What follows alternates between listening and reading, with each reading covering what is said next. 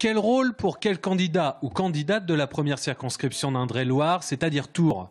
Pour le représentant de La République En Marche, sa mission, c'est de participer activement à la majorité présidentielle et soutenir les projets de loi du gouvernement nommés par Emmanuel Macron. Après plus de 15 ans passés au PS, Philippe Chalumeau a adhéré dès le premier jour au mouvement, devenu parti présidentiel. Évidemment, naturellement, je serai un député absolument loyal puisque je pense qu'il faut de la cohérence et si on veut faire avancer les choses, il faut absolument être cohérent. Mais ça ne veut pas dire godillot pour autant. Être député cohérent et loyal, c'est un député qui, de toute façon, a envie de faire appliquer des lois auxquelles il a participé, en tout cas qu'il a participé à leur construction. À droite, la candidature LR-UDI n'a pas été sans heurts depuis novembre dernier et son investiture par le parti Les Républicains.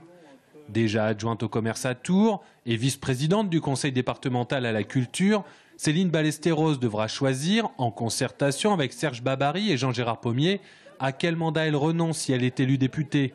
Aujourd'hui, je me centre sur les valeurs UDI et les Républicains pour défendre mon territoire. Et mon territoire, c'est la ville de Tours et c'est la métropole que je défendrai. Je serai l'avocat des Tourangelles et des Tourangeaux à l'Assemblée nationale. À Tours, Jean-Luc Mélenchon est arrivé deuxième avec plus de 23% des votes exprimés au premier tour de l'élection présidentielle. C'est sur cette dynamique que compte s'appuyer Claude Bourdin pour la France insoumise. Un député, normalement, doit élaborer des lois et les voter. Donc nous, on le fera en concertation permanente avec les citoyens tourangeaux dans le cadre d'un conseil populaire de circonscription. On associera les citoyens.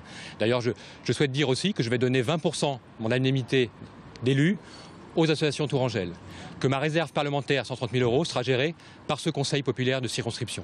Quant au député PS sortant, il vise le 3e mandat à la suite. Une fois dans l'opposition, une fois dans la majorité, 7 fois dans l'inconnu.